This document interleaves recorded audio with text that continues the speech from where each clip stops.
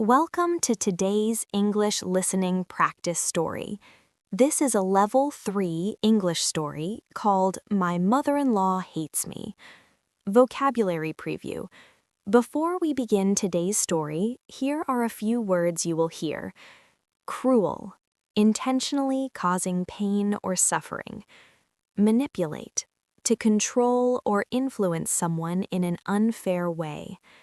Composure, staying calm and in control of your emotions.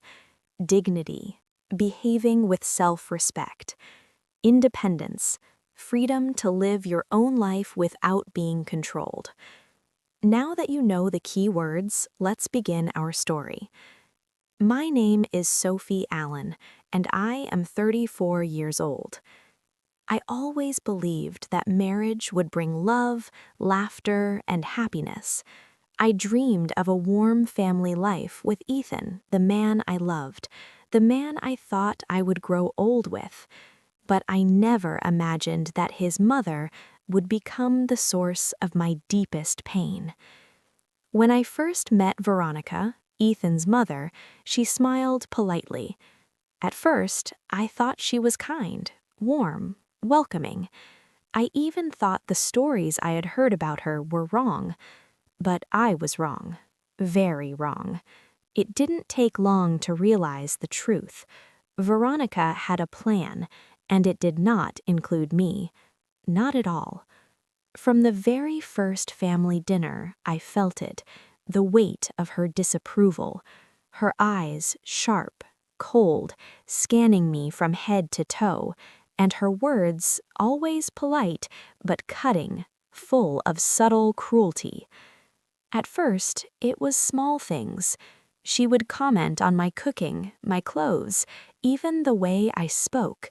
Her words were carefully measured, but they always stung. "Are you sure you can handle being part of this family?" she asked once, looking at Ethan as if testing him, as if testing me. "No one does things the way my daughter does. I hope you can keep up," she added, smiling sweetly, but I could feel the venom behind it. I tried to ignore it. I told myself she just needed time, that maybe she would warm up to me. But her actions became bolder.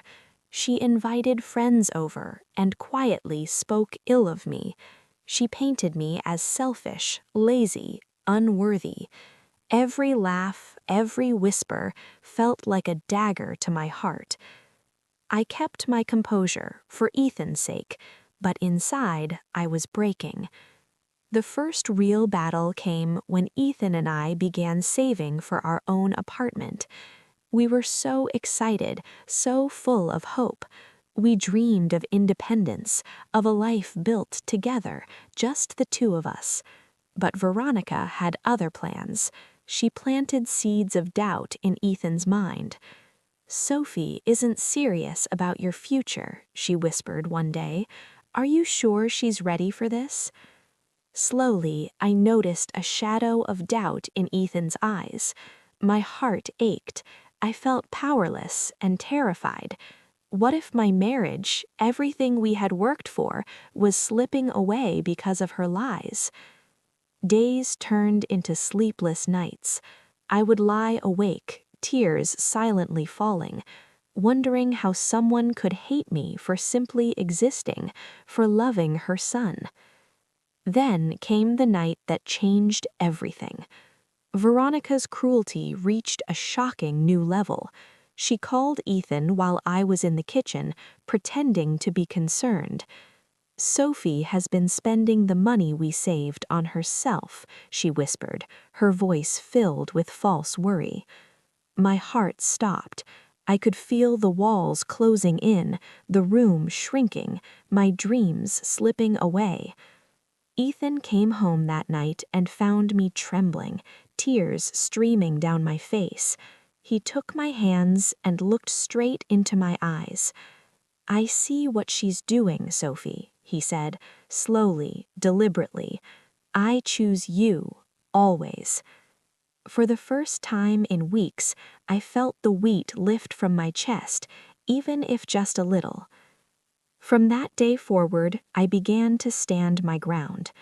Every time Veronica tried to belittle me or manipulate Ethan, I responded calmly, firmly, without anger. I refused to be drawn into her games. I focused on the life Ethan and I were building together. Slowly, I felt stronger, lighter, freer. Veronica never truly changed. She continued her icy stares, her whispered criticisms, her subtle manipulations. But Ethan and I were stronger. Our bond had been tested and survived. One evening, the ultimate test came. Veronica tried to humiliate me in front of the extended family. She wanted to expose my failures, to make everyone doubt me, to make me feel small. But I was ready. I calmly told the truth, I presented the facts, and watched as her web of lies unraveled before everyone's eyes. For the first time, I saw surprise and even fear in her eyes. I realized then that standing firm, with dignity and courage, was the only way to survive her cruelty. After that, Ethan and I made a decision. We would leave the family house and finally have a place of our own. We rented a small apartment just for the two of us. It wasn't big or fancy, but it was ours. For the first time in years, I felt peace. We cooked together, laughed together, and built a life filled with love, free from fear, free from manipulation. I will never forget the pain Veronica caused me, the tears, the sleepless nights, the fear of losing Ethan. But I will never forget the lessons I learned. Strength comes from adversity. Love is stronger than fear, and no one, not even family, has the right to define your worth. Your worth is yours alone. And finally, Ethan and I were happy, truly happy, in a home we built together, filled with love, respect, and freedom. Thank you for listening to this story. If you liked it, please like the video, share it, and subscribe to Story Reading in English channel. Your support helps more stories reach people like you. With every story, our English gets better and our hearts get stronger.